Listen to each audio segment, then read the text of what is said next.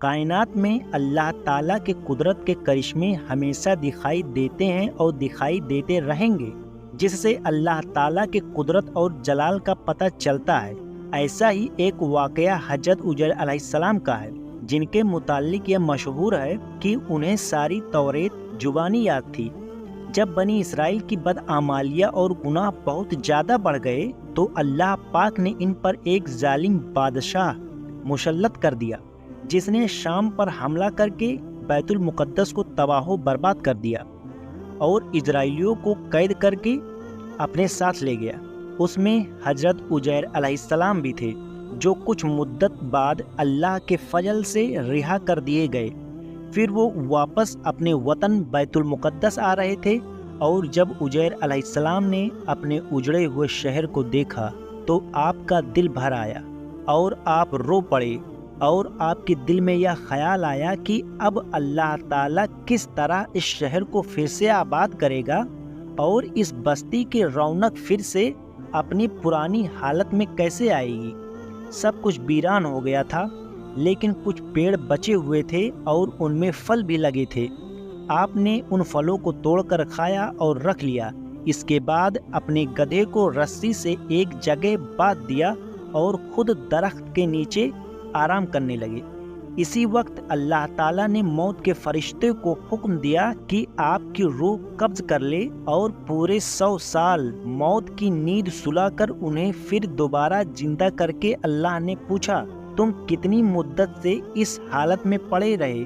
اب عزیر علیہ السلام نے فرمایا کہ میں صبح کے وقت سویا تھا اور اب عصر کا وقت ہوا ہے۔ تب اللہ تعالیٰ نے فرمایا، نہیں، تم 100 سال سے یہاں اسی حالت میں پڑے تھے۔ جب حضرت عزیر علیہ السلام نے اپنے بدن اور جسمانی حالت دیکھی تو فرمایا کہ یا تو وہی دن ہے جب مجھ پر نیند طاری ہوئی تھی، لیکن جب آپ نے اپنے گدھے کی طرف دیکھا تو اس کی ہڈیاں تک غائب ہو گئی تھی۔ تب آپ سمجھے کہ واقعی میں 100 سال ہو گئے ہیں۔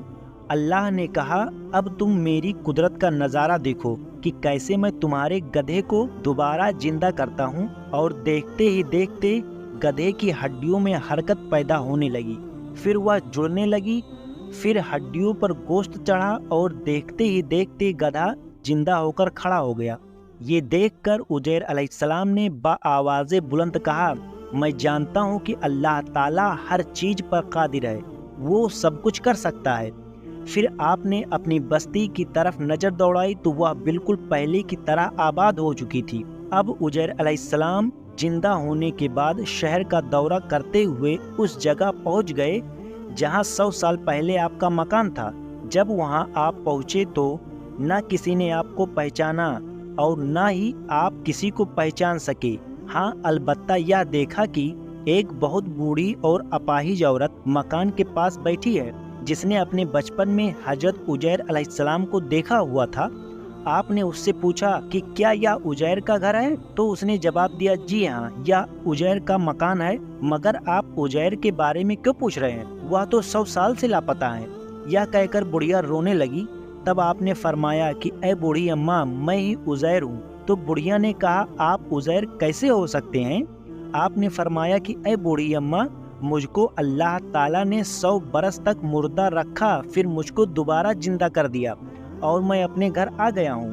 بڑھیا نے کہا کہ حضرت عزیر علیہ السلام ایسے باکمال تھے کہ ان کی ہر دعا قبول ہوتی تھی۔ اگر آپ واقعی میں حضرت عزیر علیہ السلام ہیں تو میرے لیے دعا کیجیے کہ میری آنکھوں میں روشنی آ جائے اور میرا فالج بھی اچھا ہو جائے۔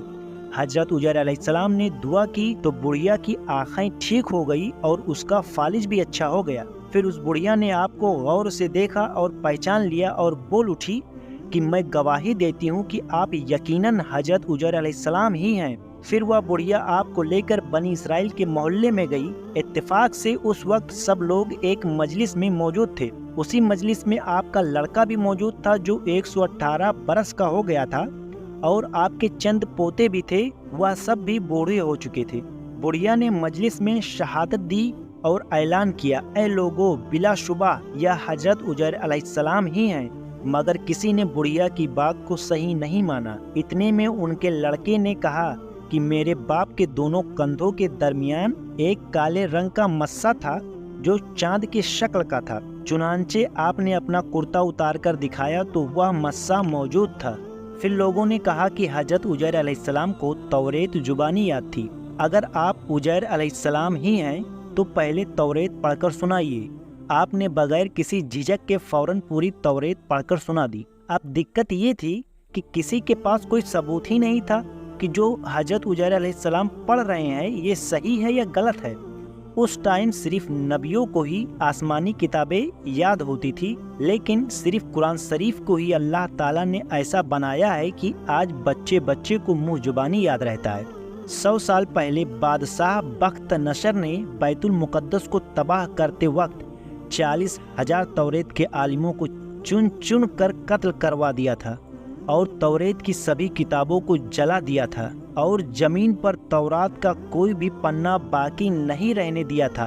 अब सवाल पैदा हुआ कि हजरत उजैर अलैहिस्सलाम ने जो तौरात पढ़ी है वह सही है या गलत।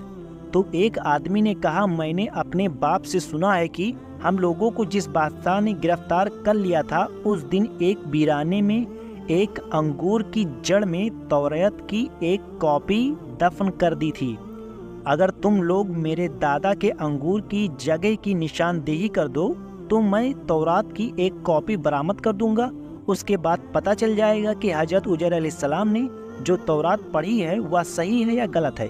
चुनांचे लोगों ने तौरात की तलाश जारी कर दी और जमीन खोद के तौरात की एक कॉपी निकाल दी। वह हर्फ ब हर्फ उजैर अलैहिस्सलाम के जुबानी याद की हुई तौरात के मुताबिक ही थी।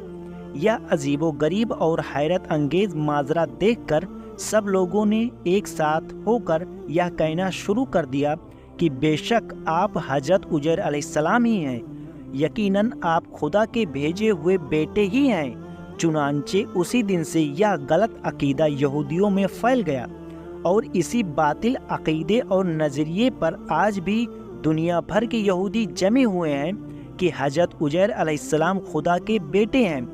दोस्तों, तो अब आप समझ गए होंगे कि हजरत उजैर अलैहिस्सलाम अल्लाह के बेटे कैसे बने। तो उम्मीद करता हूँ कि आप लोगों को यह वाक़या पसंद आया होगा। तो वीडियो को लाइक, शेयर और चैनल को सब्सक्राइब कर लें। शुक्रिया।